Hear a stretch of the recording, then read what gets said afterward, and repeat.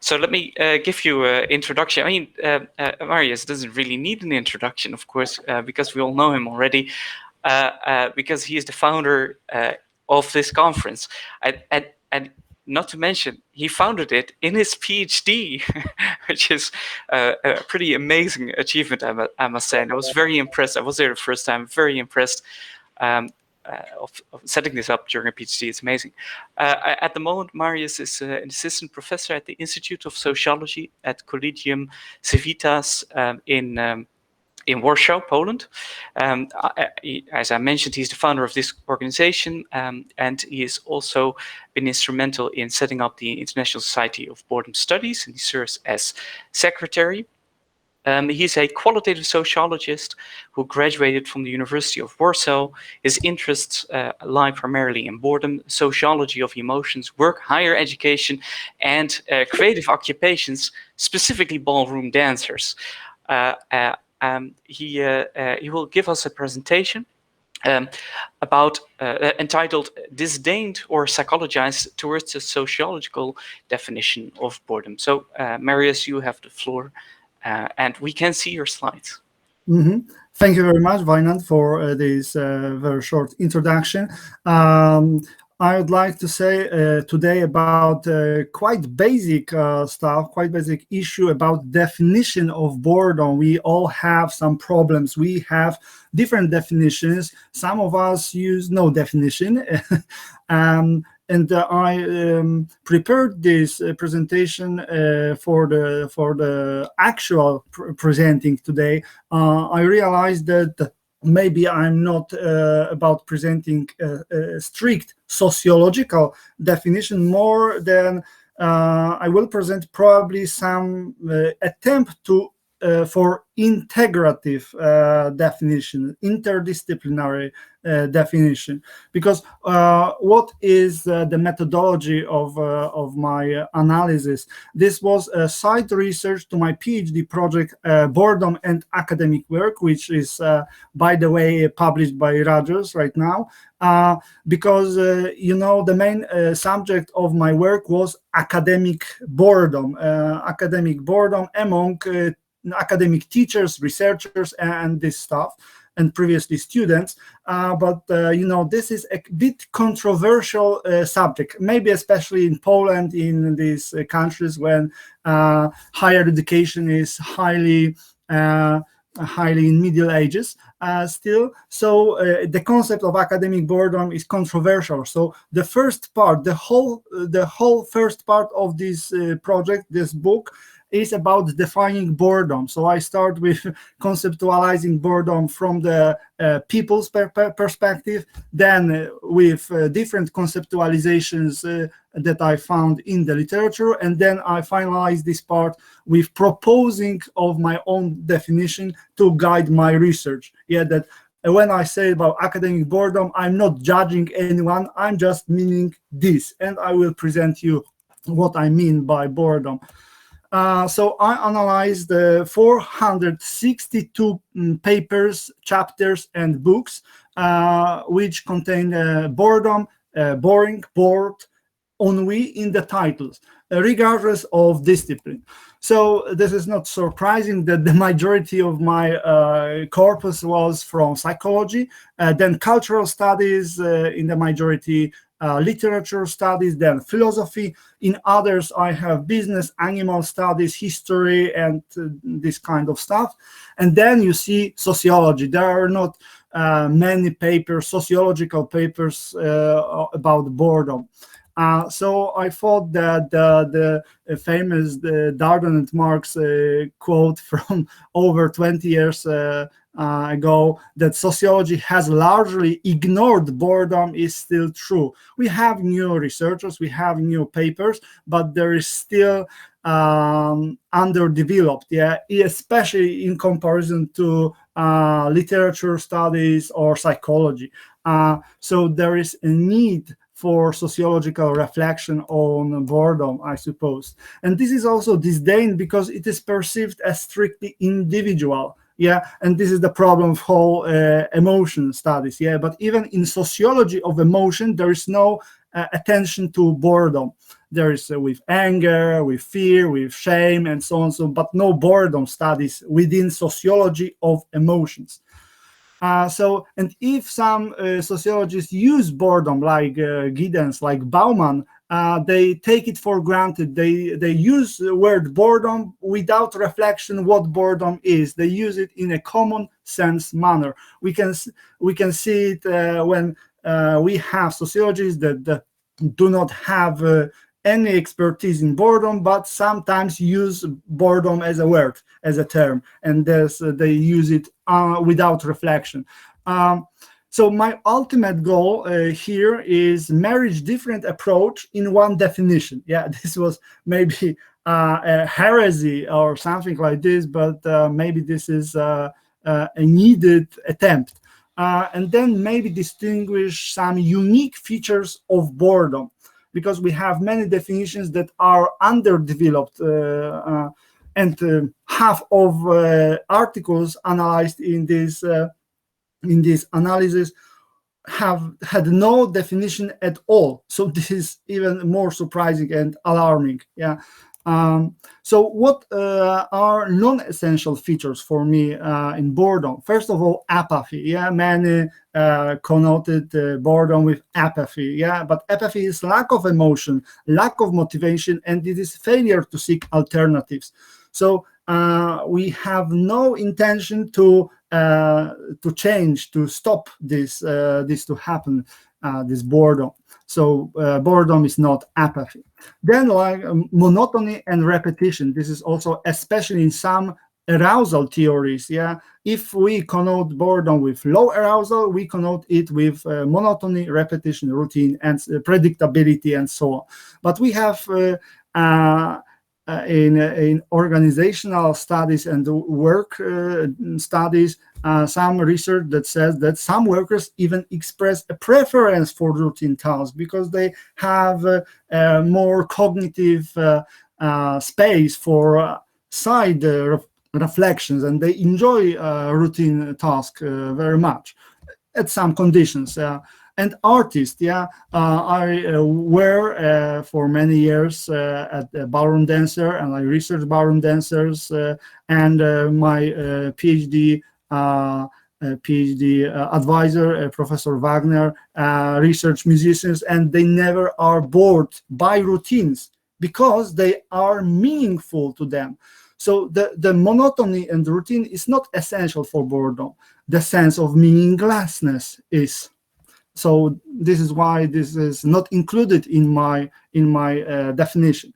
And dragging time, yeah, but this is rather a consequence of boredom, because of boredom, in state of boredom, we are disengaged, and then when we have more attentional capacity, we perceived more consciously time passage. So this is not an essence of boredom, but more a consequence of boredom. Yeah. So now I want to present my proposition of definition of situational boredom. I'm not a psychologist, so I don't claim that this is a state boredom, that we mean exactly the same thing. I go with Peter Tuchy tradition, and then this is situational, situative boredom. So let's go with this definition.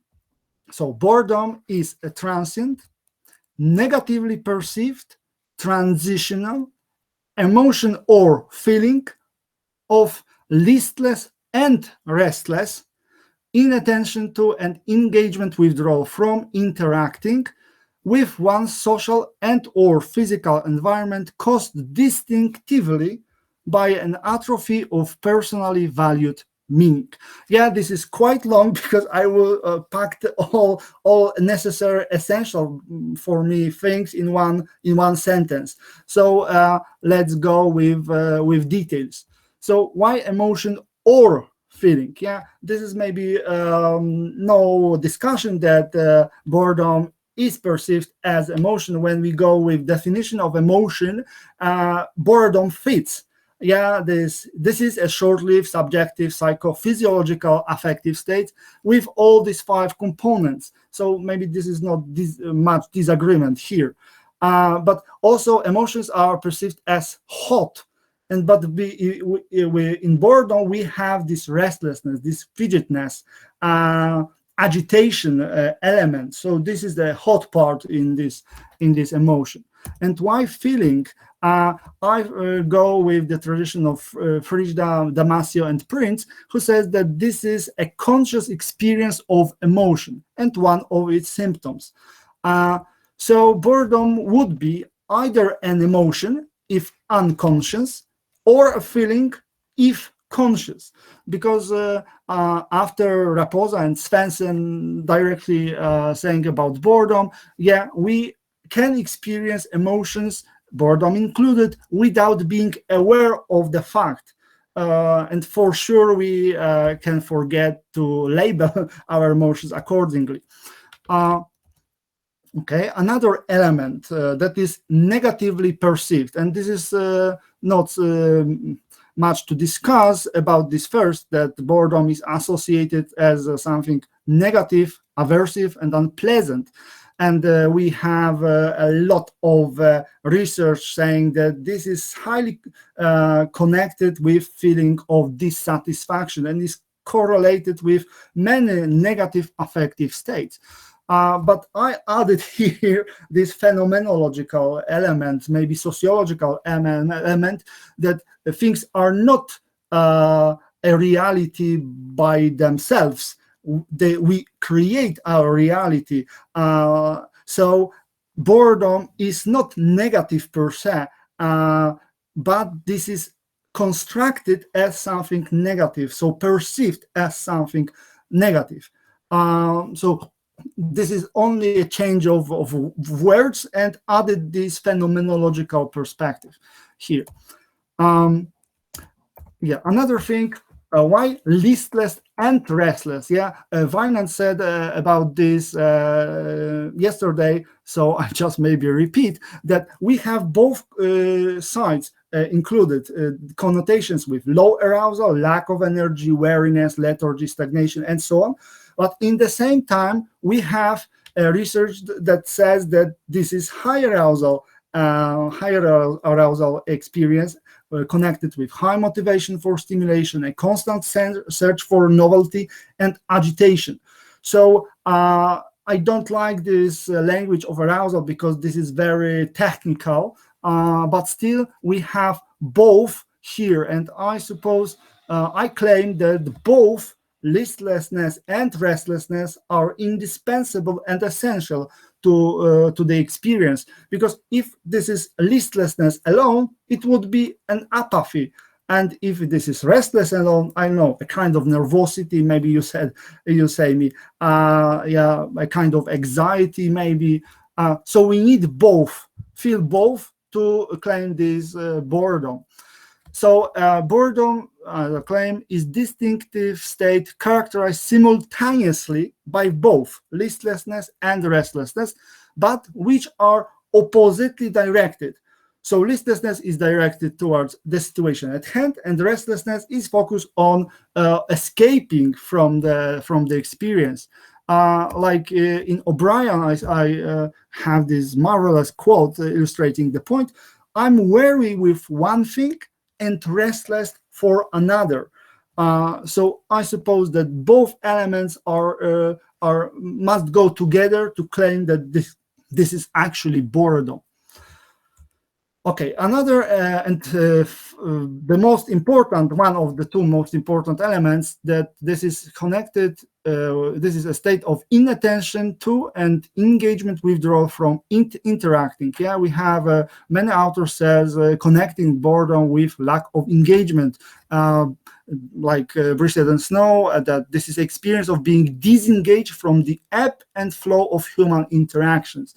Yeah, so we have this idea that this is somehow also a kind of disconnection, withdrawal of attention, not being able to successfully engage attention. So I hear marriage, a cognitive, psychological perspective, and this interactional sociological perspective. Maybe I'm wrong here, psychologists can say.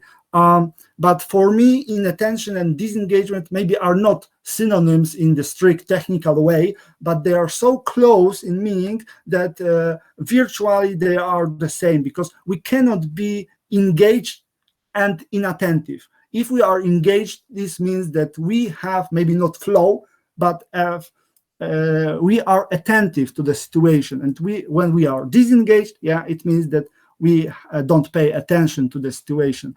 This goes together, even if they are not the same exactly. So the most important point here is that for me, boredom is a relational state. This is a lack of involvement in activity and, more generally, environment, social or non-social environment or activity.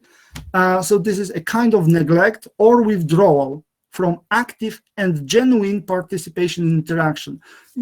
Because in this very conference, you can participate technically, but your mind can be elsewhere. So you participate formally, you are even physically during the interaction, but there is no genuine participation from your so you are not truly engaged in the situation. And you are probably inattentive to that very thing. Maybe you are attentive to another thing in the same time. And this is also connected to lack of interactions. And we have anthropological studies about this. In Musharba's paper, in Aboriginal Australian tribes, they have this boredom term. They use it when someone is alone. Is bereft of social interaction, social networks. That when you are alone, it means you are bored. So this is this connection here. Okay, and another very important thing about this personally valued meaning or lack of it.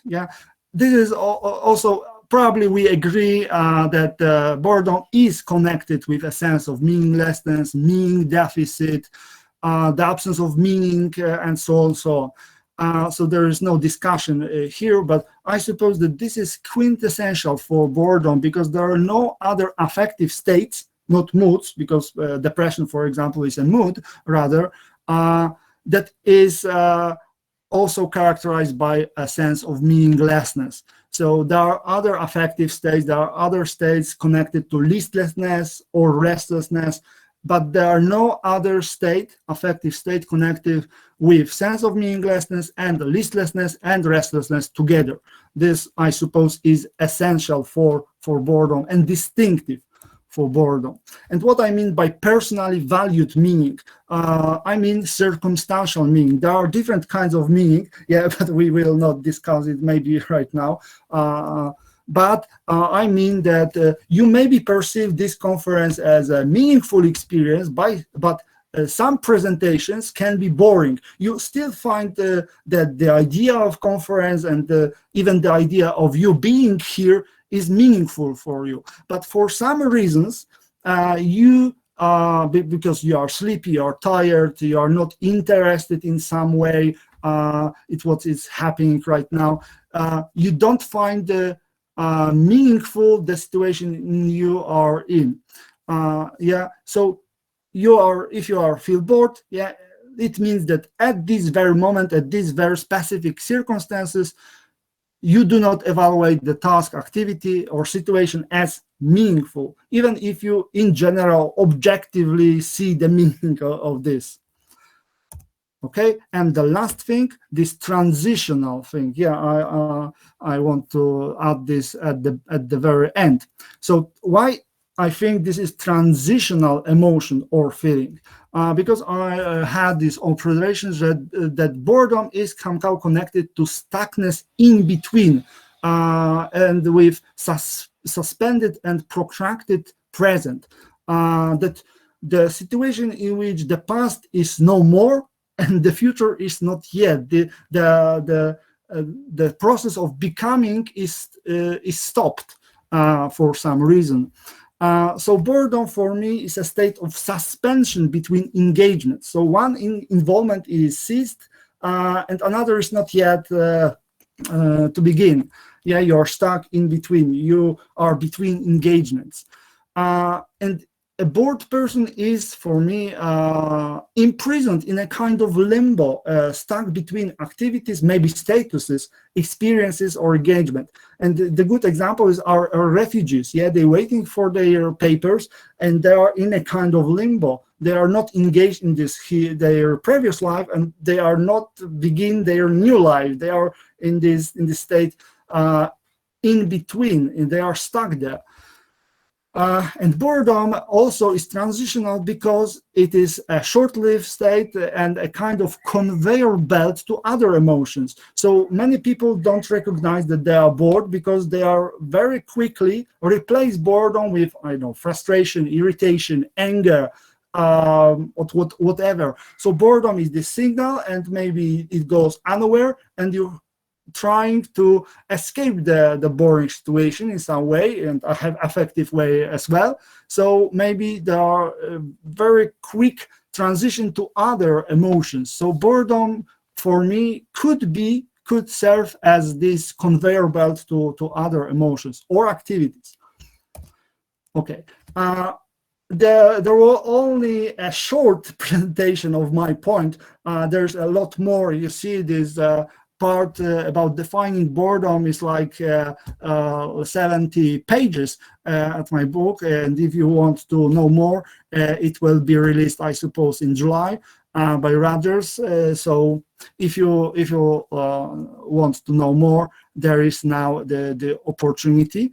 And thank you very much for your kind attention. And here you have my webpage address if you'd like to know more about my research. There is also the possibility to go there. Thank you, Mariusz, for a very engaging and interesting presentation. I take it that if we want to, we can get your signature in the book, right? So because we want, of course, an autographed copy, not just yeah, discount. There is a possibility to be physically with the book, so I could sign. Okay. That sounds like a good deal. So, do we have any questions? Either there's some discussions going back and forth in the chat. Is there anyone who wants to speak? Yeah, John, go ahead.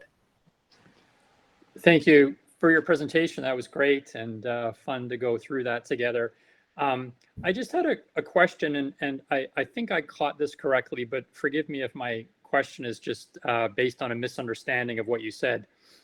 It appears that in your definition, you have proposed a definition that includes a cause. And you've said that cause is lack of meaning or personal perceived value, which there's nothing, I don't think, wrong or incoherent with that at all. I think that's fine. But I just wanted to ask you about your choice to do that, right? So in that approach, then the construct itself doesn't involve meaning, but it is caused by something, and that you've proposed a definition for a thing that includes its cause, which is, as I said, totally fine. It's just, I think, an area of fuzziness that all of us wrestle with, right? About what is a cause, what is a consequence, what's part of the thing itself. And I would just really love to hear your thoughts about that more generally, and in particular with respect to meaning. Thank you for your comment. Yes, indeed, there are some discussion here, and the many definitions which I found in the literature was the causal definitions, but they don't have this first part. They go just, this is a state caused by, and this is the whole definition. So I wanted to work more on this first part, and by this I go with many propositions of causes of boredom, and I eliminate them one at a time, and I go with lack of sense of meaninglessness, and I couldn't eliminate this. This was how I work. So I go with lack of interest. Yeah, okay, there's in some definitions lack of interest is the cause, but if I say that this is listless and restless, so this is a restless point, and lack of the interest is effectively neutral. So I eliminate this, like I eliminate apathy, monotony, dragging time, and so on, and I go with each and every cause. And if you ask about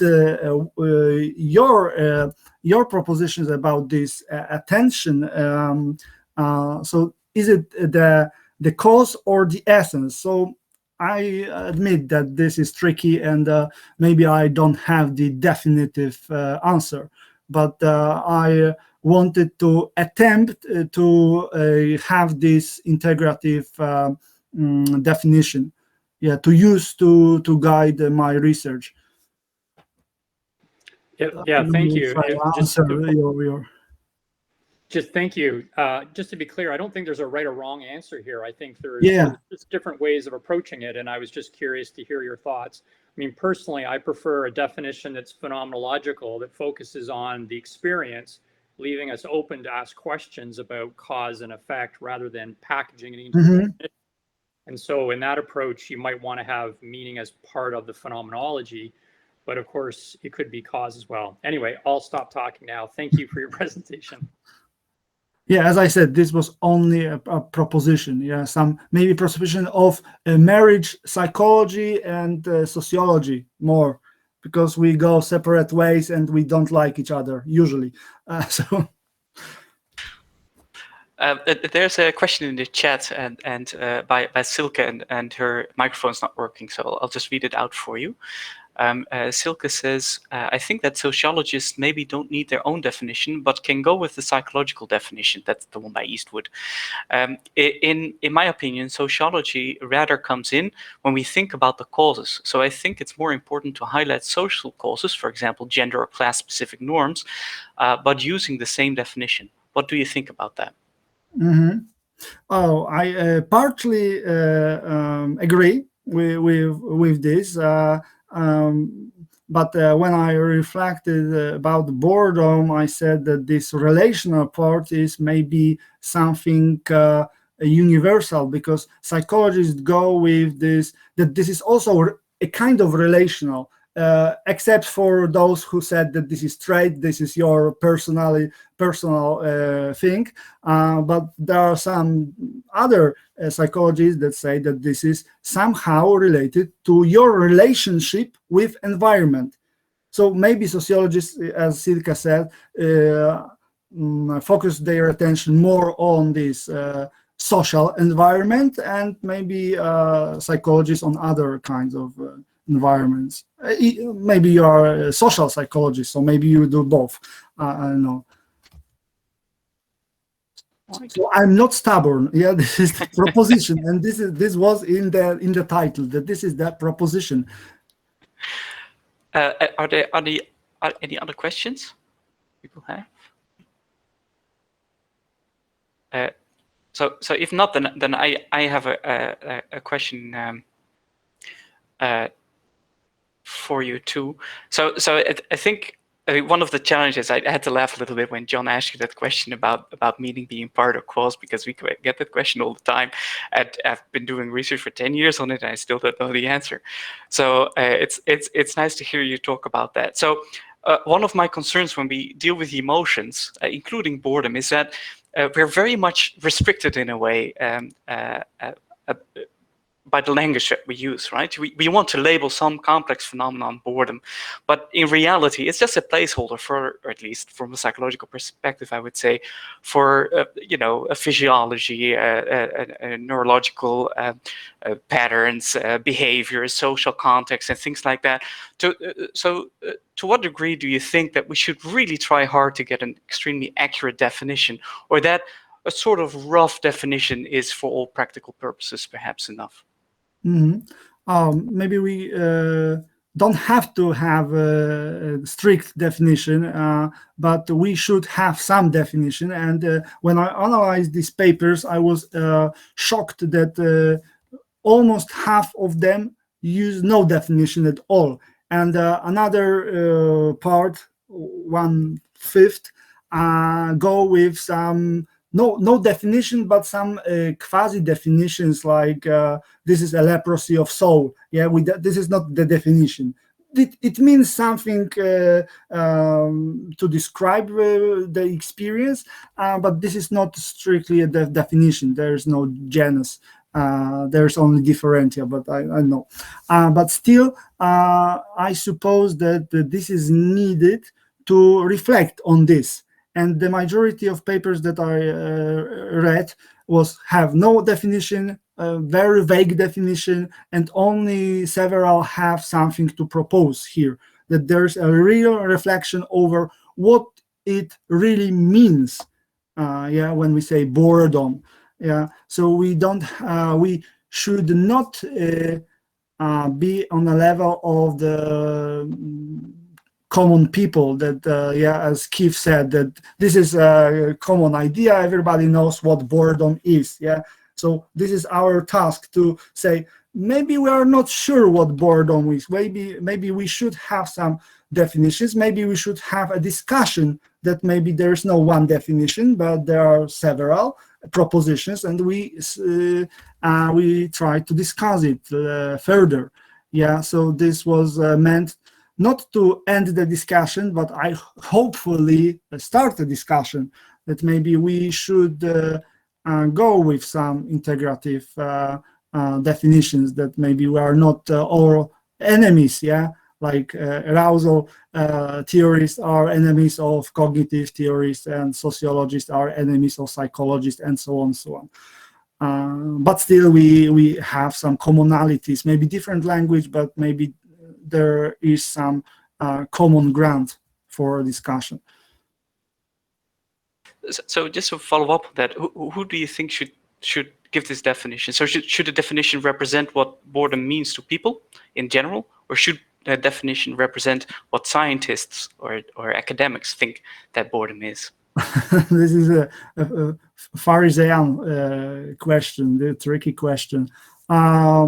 I suppose in this research I focus on what scientists want to say, and not people, because people have the major vision is that this is connected with idleness. Whether we say this is something positive, like rest or relax, or negative, and this is laziness and sloth and so on.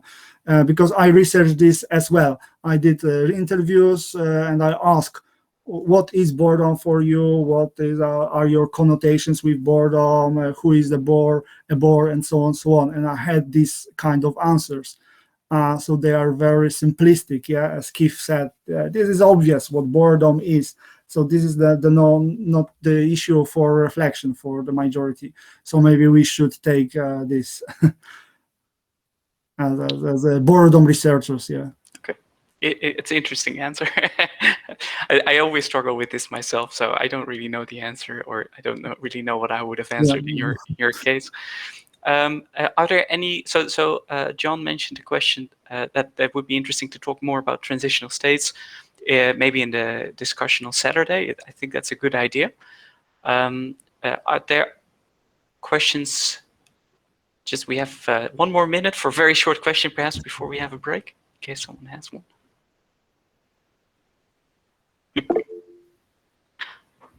Is there someone? Annie, if you want to go ahead.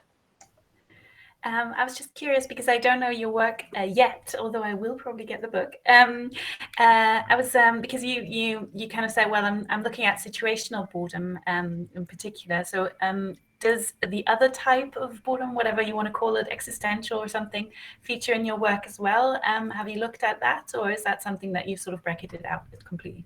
Yes, in my research, I also conceptualize chronic boredom. This is also not the definitive concept, the chronic, because this is repetitive boredom. As I researched students, during the university classes and their boredom, they say always that we are so tired of these studies. We are bored with all the classes, not because they are all objectively boring, yeah, and the same level, but because they have this chronic boredom. So and this chronic boredom, for me, is your constant boredom with one aspect of your life. So situational boredom is for this very special occasion. Chronic boredom is like you are bored with your work or with your studies. Yeah, there are many moments of interesting interactions there, but in general, you are fed up with work, with your studies, and so on. So this is one aspect of your life which you found extremely boring. And maybe there are existential boredom, yeah, but we have this discussion whether this is theoretical, yeah, tedium vitae, or this is something practical, yeah. But I, as a sociologist, I could grab maybe situational boredom, maybe chronic boredom when I observe, when I talk to people, and so on. And existential is out of my sociological reach, I suppose. Okay, well, thank you. Thank for all the speakers of this panel for their excellent presentations. We have now 48 minutes to get some lunch for those who are living at the moment in the afternoon, or get some breakfast for those of us who, who are located in the US and Canada. We convene at 3 o'clock Madrid time, and I hope to see you all then.